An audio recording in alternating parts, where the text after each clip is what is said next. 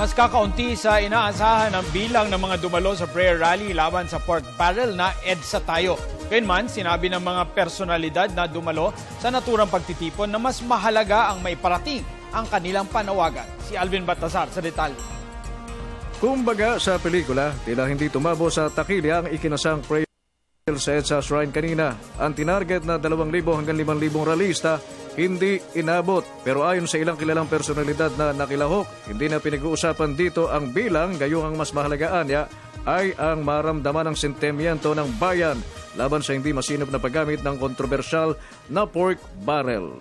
I mean, whether 1 or 2 or 3 or 4, I mean, di ba, sabi nga ni Lord, however few are gathered, kung nagsasama-sama tayo para sa kausang pinaniniwalaan natin, sapat na yun. Pinag-uusapan natin kung yun nadirito mo, mga nasa 700 sila, close to 750.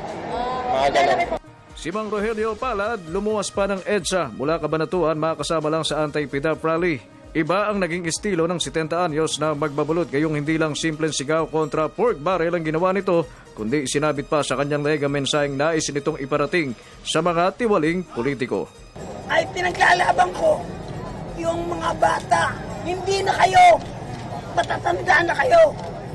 Yun susunod na lahi natin.